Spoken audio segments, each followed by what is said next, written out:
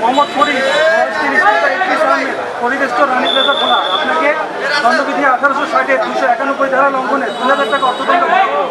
আপনি এই যে সড়কের মধ্যে নেমে এসে যে আপনার দোকানের অংশ নেমে আসছে, এইটা আগামী 1 সপ্তাহের মধ্যে এটা উঠাবেন, এটা অপসারণ করবেন। আপনার এই মার্কেটের পেরিমিটারের মধ্যে থেকেই দোকান করতে হবে। এই দোকান একটু ভেঙে ফেলবেন অথবা দোকান একদম ভিতরে নিয়ে যাবেন, ঠিক আছে? তা না হলে আপনার এই দোকানের বিরুদ্ধে আরও আইনানুগ ব্যবস্থা নেওয়া হবে।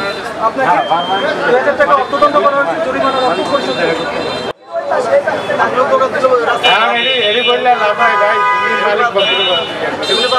এটা যদি অপসারণ না করেন পরবর্তীতে আবারও ব্যবস্থা নেওয়া হবে। নাগরিক দুর্ভোগ লাঘবে সম্মানিত জেলা প্রশাসক স্যারের নির্দেশক্রমে ও পৌরসভার সহযোগিতায় আমরা আজকে সকাল থেকে এই পৌরসভা এরিয়ার মধ্যে বিভিন্ন স্থানে মোবাইল কোর্ট পরিচালনা করেছি। সেখানে ফুটপাতে অবৈধ স্থাপনা, রাস্তা দখল করে স্থাপনা, পাশাপাশি অবৈধ পার্কিং, এই সমস্ত বিষয়ে আমরা অভিযান পরিচালনা করেছি। ডায়ালগ সুবাসিত টয়লেট ক্লিনার, যার পাওয়ার প্লাস ফর্মুলা টয়লেটের কোনায় কোনায় পৌঁছে 99.99% জীবন ধ্বংস করে।